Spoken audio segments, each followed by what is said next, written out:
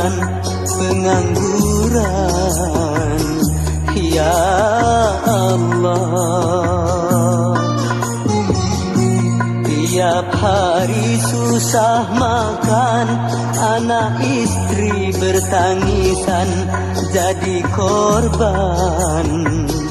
Ya Allah,